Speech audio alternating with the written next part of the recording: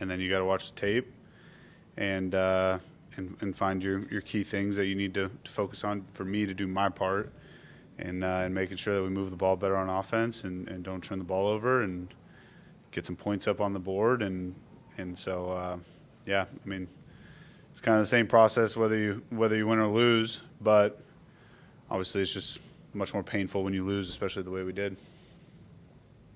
How hard was it to get on track, Jake? Was there a moment in that first half where you felt like maybe down 17-3 driving late in the second quarter where you thought, well, we're finally getting away with this score? Yeah, I mean, I think right before the half is really when I think it snowballed. And so, yeah, you're down, I think it was 17-3. We're driving. We're going to get the ball after halftime. You know, I felt like we kind of got into a rhythm a little bit, crossed the 50, and you know, ended up having another turnover. And so, you know, I think just in general, I mean, anytime you turn the ball over that much, you're gonna get blown out, and that's exactly what happened. What's the hardest part about being a part of a game like this? Trying to, I mean, sitting in it right now and being miserable, and yeah, I think just, you know, you got to be able to bounce back. I mean, we're very fortunate; it only counts as one loss, and you know, I think for me, it's just a big emphasis on, you know, there's a lot of things that happen on offense that didn't go well, and for me, it's really focusing on what my role was in that and what I need to do to get better. And collectively as a group, we gotta respond. And so, yeah, I think that's the hardest part, is just going out and not playing well and dealing with all the emotions after that, and bouncing back. How hard is it when games struggling? Yeah, I mean, it definitely makes it tough, but you know, I'm not gonna sit here and talk about the run game when I don't feel like I played very well, and I you know, played my part in us not being able to sustain drives, finish drives throughout the game, and so that's my focus. And you know, I'll be sure to really know my run cans and make sure we're running the right plays into the right looks, getting called right. But you know, I got my own stuff that I'm pretty focused on trying to get better at. What was the biggest difficulty on third and long in terms of what they were throwing at you guys? Yeah, I mean, I think the first thing would just be ending up in third and long.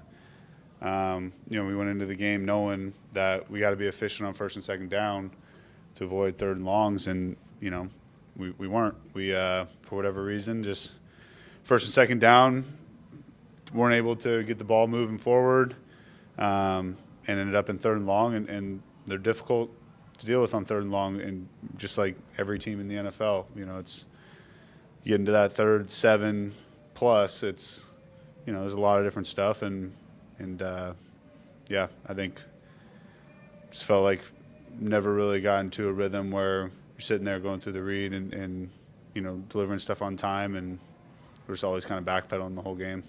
You talked a lot, the team talked a lot coming in about the silent count being a big deal coming into this place. How do you feel you guys did? I mean, I think the operation of it all and all that was fine. I don't think that particularly stood out as a reason for the score being the way it did, but yeah, I mean, I think operated well. Did you figure out maybe why you weren't as sharp collectively, like Zach talked about the Super Bowl? Was there something maybe team-wide that you think why you guys weren't sharp you would have liked?